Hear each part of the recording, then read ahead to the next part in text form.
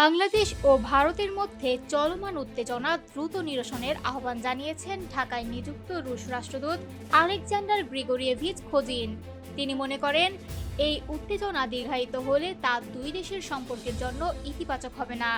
গতকাল সোমবার ঢাকায় রাশিয়ান ফেডারেশনের দূতাবাসে আয়োজিত এক সংবাদ সম্মেলনে এ বিষয়ে নিজের অবস্থান স্পষ্ট করেন রুশ রাষ্ট্রদূত। যত দ্রুত সম্ভব বর্তমান উত্তেজনা নিরসন করা প্রয়োজন।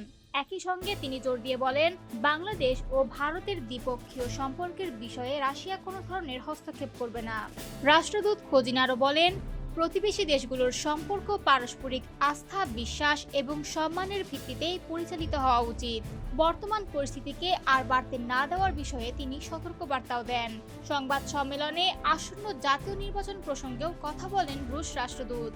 নির্বাচন কমিশন ঘোষিত তফসিলকে স্বাগত জানিয়ে তিনি আশা প্রকাশ করেন, আগামী 12 ফেব্রুয়ারি নির্ধারিত সময়ে বাংলাদেশে জাতীয় নির্বাচন অনুষ্ঠিত হবে।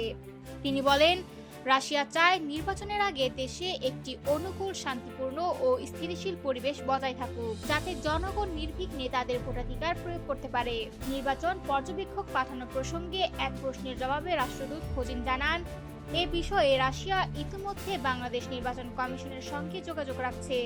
তিনি বলেন, নির্বাচন পর্যবেক্ষক পাঠানোর জন্য রাশিয়া এখন আনুষ্ঠানিক আমন্ত্রণের অপেক্ষায় রয়েছে।